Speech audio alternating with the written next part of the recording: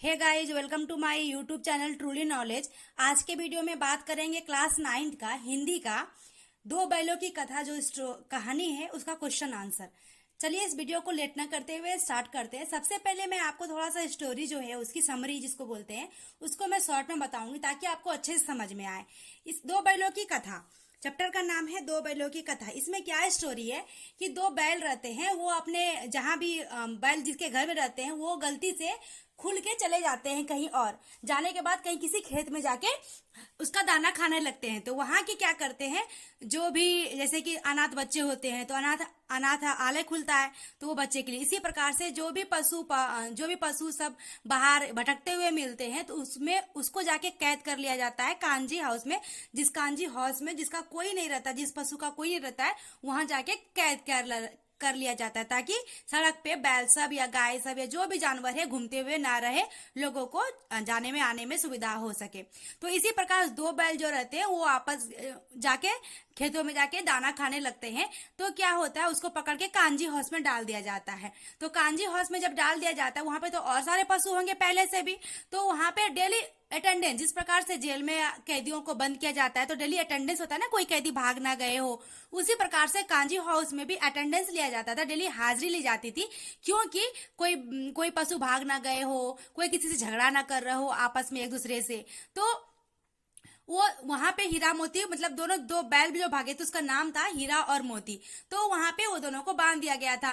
तो एक दिन की बात है, क्या हुआ, उसकी जिस जहां पे बांधा गया था उसकी बेटी भी उस कांजी हाउस की जो थी वहां पे जो उन्होंने खोला था उसकी बेटी भी वहीं रहती थी। तो उसकी बेटी जब एक दिन देखने के लिए, हाजिरी लेने के लिए जब उनके पिता आए, साथ में आई, तो उन्होंने क्या देखा, वो क्या देखा, उसकी माँ नहीं थी, उसकी अपनी माँ नहीं थी। उन्होंने क्या देखा, हीरा मोती को अलग अलग जगह में बांध दिया गया है।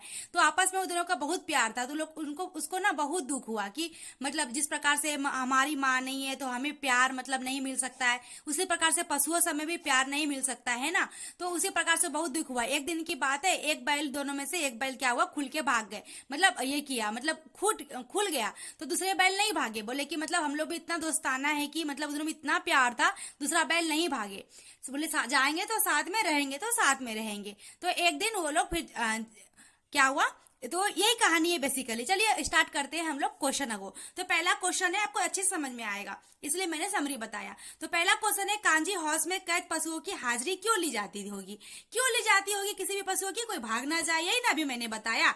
तो वही है कांजी हाउस में, उसका आंसर हो जाएगा कांजी हाउस में पशुओं की हाजिरी इसलिए ली जाती थी क्योंकि कहीं वह भाग ना जाए और ना बगल के पशु झगड़ने लगे, इसीलिए कांजी हाउस में पशुओं की हाजिरी ली जाती थी। पहला क्वेश्चन हो गया।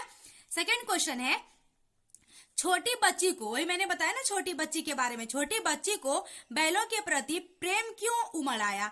क्योंकि इसका आंसर क्या हो जाएगा, छोटी बच्ची को बैलों के प्रति प्रेम इसलिए उमड़ आया क्योंकि उसकी अपनी माँ नहीं थी। वह सोचने लगी कि उसकी भी माँ नहीं होगी, इसलिए उसके प्रति उसको प्रेम उमड़ आया। ठीक है ना। चलिए आगे बढ़ते हैं थर्ड नंबर क्वेश्चन की तरफ। तो थर्ड नंबर हमारा क्वेश्चन है कि कहानी में दो बैलों के माध्यम से कौन कौन से नीति विषयक मूल्य उभर कर आए हैं, ये क्वेश्चन है। ठीक है ना।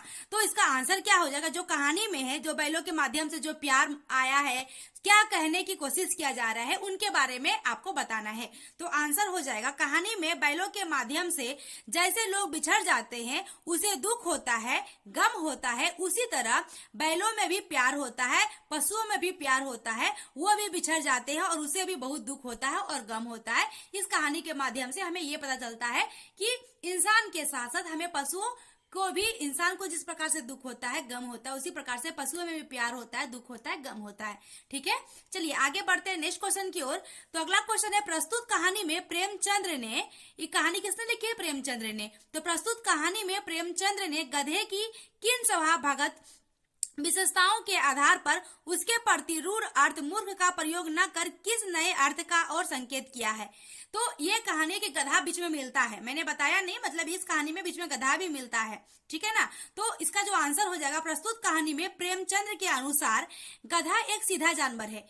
प्रेमचंद के अनुसार क्या है, गधा को सब लोग बोलता है क्या, मतलब ये तो गधा है, कोई भी कुछ भी बेवकूफ की तरह काम करते हो गधा है, ऐसा बोलता है। लेकिन नहीं, प्रेमचंद्र जी ने क्या कहा कि गधा एक बहुत ज्यादा सीधा जानवर है, उसे जहां ले जाता है वो उधर हो जाता है। गधा एक अच्छे और सीधा जानवर होता है, इसीलिए उसे मूर्ख नहीं कहना चाहिए। उसको मूर्ख कहना हमारी गलती है कि उसे मूर्ख नहीं कहना चाहिए, ठीक है ना। चलिए आगे बढ़ते हैं नेक्स्ट क्वेश्चन की ओर। तो हमारा नेक्स्ट क्वेश्चन है, किन घटनाओं से पता चलता है कि हीरा और मोती में गहरी दोस्ती थी। मैंने क्या बोला, एक का खुल गया था और दूसरा भी नहीं भागे थे। मतलब एक तो भाग सकते थे ना कांजी होश से, लेकिन नहीं भागे थे। यही होगा आंसर। तो देखिए, चलिए इसका आंसर क्या हो जाएगा, हीरा और मोती दोनों बैलों में आपस में बहुत गहरी दोस्ती थी, क्योंकि वह दोनों साथ में खाते थे। वह साथ में खेत में खाने के लिए गए, दोनों पकड़ा गए, फिर उसे पकड़ के लिया गया। फिर एक ने दीवार तोड़ दिया, दूसरे को भी भगा लिया और बोला साथ में ही भागेंगे। पहले दिन तो एक ही खुला था तो नहीं भागा, लेकिन दूसरे दिन क्या हुआ, उसका भी बोला कि साथ में ही भागेंगे, दीवार टूट गई तो साथ में ही भागेंगे, उन्होंने ऐसा बोला। तो वो उसकी प्यार दिखता है, ठीक है ना। चलिए आगे बढ़ते हैं अगले क्वेश्चन की ओर। चलिए आगे बढ़ते हैं। अगला क्वेश्चन है, लेकिन औरत जात पर सिंह चलाना मना है, यह भूल जाते हो। हीरा के इस कथन के माध्यम से स्त्री के प्रति प्रेमचंद के दृष्टिकोण को लिखिए, ठीक है ना। तो ये प्रेमचंद्र क्या कहना चाहते हैं कि जिस प्रकार जैसे एक सांड आ जाता है, सांड जो होता है ना, बैलों के भी बहुत बड़े जो रूप होते हैं उसको सांड बोलते हैं। तो वो सांड आता है ना, तो वो क्या होता है कि वहां पे लेडी जो लोग रहती है उसको नहीं मारता है। तो वही बोला, सीखने की बात है। प्रेमचंद्र जी कहते हैं कि वो पशु होकर भी औरत पे नहीं उठाया, उन्होंने उसे नहीं मारा, उसने उसको नहीं मारा। तो आदमी इंसान है, उसे तो हाथ उठाना ही नहीं चाहिए। सिंह चलाना मना है औरत जात पे। जब पशु सोच सकते हैं प्रेमचंद्र के अनुसार, तो फिर आदमी क्यों नहीं सोच सकता है, ये है। तो इसका आंसर हो जाएगा हमारा, कहानी में यह दिखाया गया है, जब सांड औरत में यह सिंह चलाना मना है, तब हीरा और मोती उसे मारकर भगा दिया था। तो और वह किसने भगाया था, हीरा और मोती। सांड जब मर्द हीरा और मोती मिलके भगा दिया था उस सांड को, ठीक है ना, हंगामा कर रहे थे। तो वह दोनों औरत जात के प्रति बहुत सम्मान करते हैं और उसे मारकर भगा दिया। पशुओं से यही पता चलता है कि जब उन्होंने हीरा और मोती ने सांड को मार के भगा दिया था। चलिए आगे बढ़ते हैं अगले क्वेश्चन की ओर। तो अगला क्वेश्चन है हमारा, किसान जीवन वाले समाज में पशु और मनुष्य के आपसी संबंधों को कहानी में किस तरह व्यक्त किया गया है। किसान जीवन किस प्रकार होते हैं उसके बारे में बताना है। तो चलिए इसका आंसर हो जाएगा, इस कहानी में किसान पशुओं को खाना पीना, साफ सफाई, उसका ख्याल रखता है, आपस में बहुत अच्छी संबंधों की तरह व्यक्त करता था और वे दोनों साथ किसान से बहुत प्यार करते थे।